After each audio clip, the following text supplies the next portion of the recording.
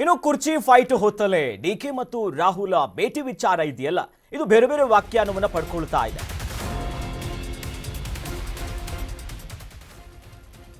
ಕುರ್ಚಿಯ fight ಹೊತ್ತಲೇ DK Rahul ಭೇಟಿ. ನಿನ್ನೆ ಮೈಸೂರಿನಲ್ಲಿ ರಾಹುಲ್ ಗಾಂಧಿಯವರನ್ನ ಡಿಕೆ ಶಿವಕುಮಾರ್ ಅವರು ಭೇಟಿಯಾಗಿದ್ದರು. ಇವತ್ತು ಎಐಸಿಸಿ ಅಧ್ಯಕ್ಷರನ್ನ ಭೇಟಿಯಾಗಲಿದ್ದಾರೆ ಡಿಸಿಎಂ. ಸಂಜೆ ಮಲ್ಲಿಕಾರ್ಜುನ್ ಖರ್ಗೆ ಅವರ ನಿವಾಸಕ್ಕೆ ಡಿಕೆ ಶಿವಕುಮಾರ್ ಅವರು ಹೋಗ್ತಾರೆ. ಸದಾಶಿವ ನಗರದ ನಿವಾಸದಲ್ಲಿ ಭೇಟಿಯಾಗಿ ಚರ್ಚೆಯನ್ನ ಕೂಡ ಮಾಡಲಿದ್ದಾರೆ. ರಾಹುಲ್ ಸೂಚನೆಯ ಬಳಿಕ ಎಐಸಿಸಿ ಅಧ್ಯಕ್ಷರ ಭೇಟಿಯನ್ನ ಮಾಡಲಿದ್ದಾರೆ. ಹಾಗಾಗಿ ತೀವ್ರ ಕುತೂಹಲವನ್ನ ಕೆರಳಿಸಿದೆ ಈಗ ಖರ್ಗೆ ಮತ್ತು ಡಿಕೆ ಶಿವಕುಮಾರ್ ಅವರ ಈ ಭೇಟಿ. ನೋಡಿ, ನಿನ್ನೆಯ ದೃಶ್ಯಾವಳಿಗಳನ್ನ ನೋಡಿದ್ರೆ ವೆರಿ ಶಾಕಿಂಗ್ ಆಗಿತ್ತು. ಅದೇ ವಿಮಾನದ ನಿಲ್ದಾಣದ ಹತ್ರ ಬಂದಿದ್ರು, ನಂತರ ತಮಿಳುನಾಡಿಗೆ ಹೋಗೋದಕ್ಕೆ ಬೇರೆ ಬೇರೆ ಪ್ಲಾನ್ ಅಲ್ಲಿ ಬಂದಿದ್ರು. ನಂತರ ನೋಡಿ, ಸಪರೇಟ್ ಆಗಿ ಡಿ ಕೆ ಶಿವಕುಮಾರ್ ಜೊತೆ ಮಾತನಾಡಿದ್ರು. ನಂತರ ಅಲ್ಲೇ ಸಿದ್ದರಾಮಯ್ಯವ್ರ ಜೊತೆನೂ ಕೂಡ ಒಂದು 2 ಹೆಜ್ಜೆ ಮುಂದೆ ಹೋಗಿ ಸಪರೇಟ್ ಆಗಿ ಮಾತನಾಡುವಂತ ಕೆಲಸ ಆಯಿತು. ಇದರ ಬೆನ್ನಲ್ಲೇ ಪ್ರಮುಖವಾಗಿ ಇವತ್ತು ಸಂಜೆ ಮಲ್ಲಿಕಾರ್ಜುನ್ ಖರ್ಗೆ ಅವರ ನಿವಾಸಕ್ಕೆ ಹೋಗಿ ಅವರನ್ನ ಭೇಟಿಯಾಗಿ ಮಾತುಕತೆಯನ್ನು ನಡೆಸಲಿದ್ದಾರೆ. ಸದಾಶಿವನಗರದಲ್ಲಿರುವಂತ ಅವರ ನಿವಾಸಕ್ಕೆ ಹೋಗಿ ಚರ್ಚೆಯನ್ನು ಮಾಡಲಿದ್ದಾರೆ. ಹಾಗಾಗಿ ಯಾವ ವಿಚಾರಗಳ ಚರ್ಚೆ ಮಾಡಬಹುದು?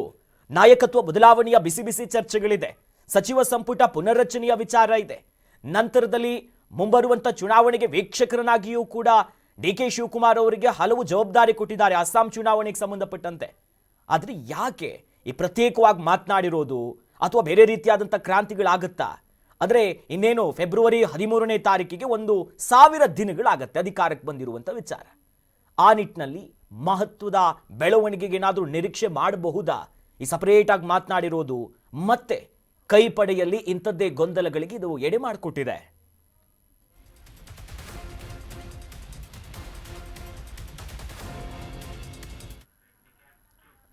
ರಾಹುಲ್ ಗಾಂಧಿಯವರ ಭೇಟಿಯ ಬಗ್ಗೆ ಡಿಸಿಎಂ ಡಿಕೆ ಶಿವಕುಮಾರ್ ಅವರು ಒಂದಿಷ್ಟು ಮಾತನಾಡಿದ್ದಾರೆ.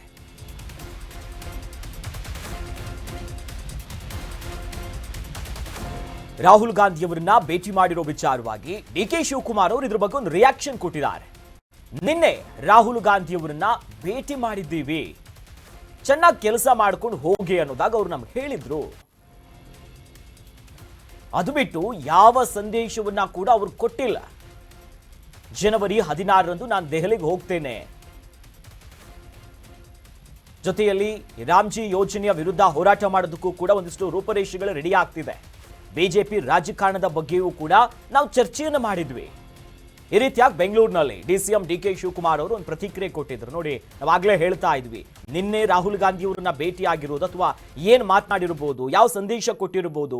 ಯಾಕಂದ್ರೆ ಇವತ್ತು ಸಂಜೆ ಬೇರೆ ಎಐಸಿಸಿ ಅಧ್ಯಕ್ಷರನ್ನ ಕೂಡ ಭೇಟಿ ಮಾಡಲಿದ್ದಾರೆ. ಹಾಗಾಗಿ ಏನಾಯ್ತು ಸರ್ ಅಂತ ಮಾಧ್ಯಮದವರು ಕೇಳಿದಂಥ ಸಂದರ್ಭದಲ್ಲಿ ಅವ್ರು ಹೇಳ್ತಾರೆ, ನೋಡಿ, ನಾನು ಕೆಪಿಸಿಸಿ ಅಧ್ಯಕ್ಷ, ಅವ್ರು ಬಂದಿದ್ರು, ಮಾತನಾಡಿಸಿದ್ರು, ಅವ್ರನ್ನ ಏನೇನು ವಿಚಾರಗಳಿತ್ತು ಆ ವಿಚಾರವಾಗಿ ಮಾತನಾಡಿದ್ವಿ. ಅಂದ್ರೆ ಯಾವ ಸಂದೇಶವನ್ನ ಕೊಟ್ಟಿಲ್ಲ.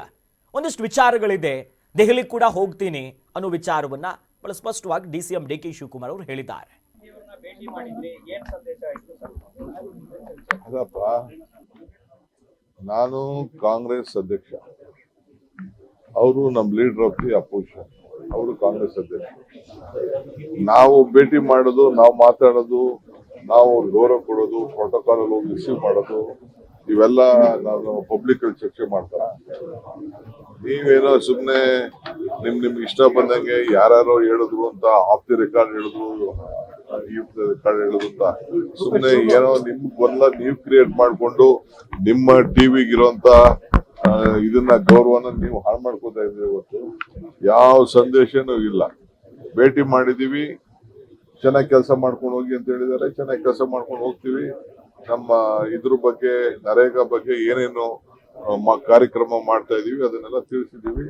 ಈ ರಾಜ್ಯದಲ್ಲಿ ಆಗ್ತಾ ಇರೋಂತ ಬಿಜೆಪಿ ಅವ್ರ ರಾಜಕಾರಣ ಕೂಡ ಚರ್ಚೆ ಮಾಡಿದೀವಿ.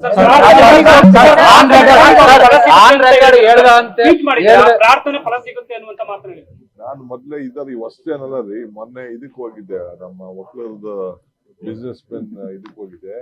ಅವ್ರಿಗೆ ಹೇಳ್ದೆ ನಾನು ಅಷ್ಟೇ, ನನ್ನ ಅನುಭವಗಳನ್ನ ಸುಮಾರು ಒಂದು 20 ನಿಮಿಷ ಮಾತಾಡಿ ಮಾಡಿದೆ.